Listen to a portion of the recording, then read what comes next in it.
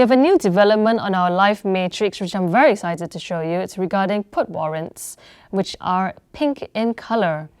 So if you look over here, this is how you use the live defense strategy on the live matrix. And the main three things you need to know to use this last defense on the live matrix is, number one, you need to be very familiar with the traffic light. When a traffic light is tight, that means that the bid and offer spread is very tight. This bit over here, this green. You need to know that when it's very easy for you to enter and exit based on the traffic light. So if you want to enter a new position, you can always enter the green color ones, yes. But you need to avoid entering a red or an amber.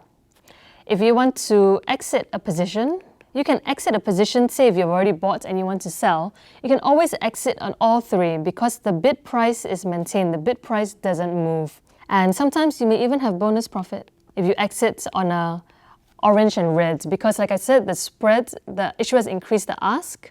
Some other retailers may be queuing there above issuer price. Say issuer wants to buy back from you at 10 cents, somebody may be queuing there at 13 cents. So instead of selling to the issuer at 10, somebody else might be there at 13. It happens.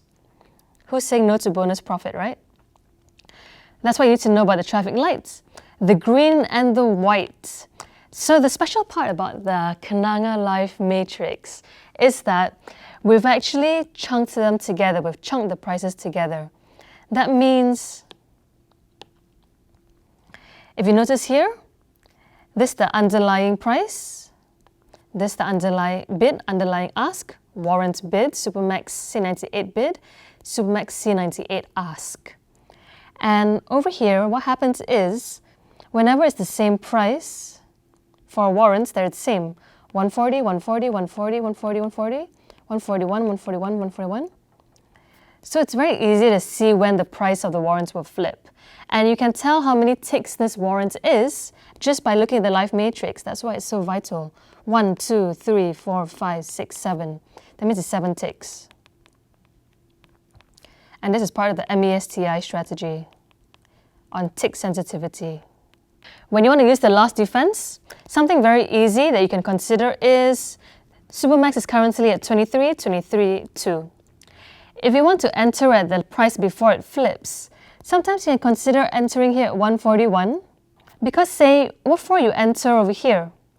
When you know that Supermax is at 298, it must increase to 2304 before you flip and 2306 before you break even. You buy at 141, you can only break even over here.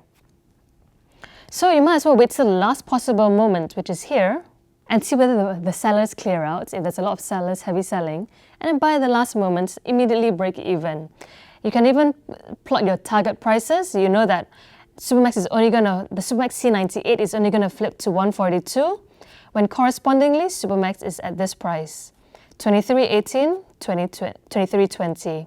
And you can even set your stop loss. So this is your TP, this is the entry. You can even set a stop loss over here. What for stop loss at 139 over here when you can just have a bit of extra room and still sell at the same price, right? I mean, that makes sense to me. So this live matrix lets you maximize your profits, knowing that you can actually exit at 142 here, instead of having to wait over here, and you'll know that it's going to be the same price for the warrant anyway. It lets you maximize your profit and minimize your loss by being able to plot your stop loss. So even though you bought a Supermax C87 when it was green and now it's become orange, you notice that there's a spread over here, the red as well. This part should actually be 849, right? And here should be 1067.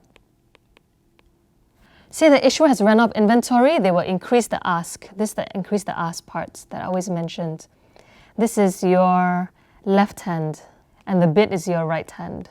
The thing is, these parts, whenever they are increased, you can always sell back to the issuer at a fair price. This price is always fair.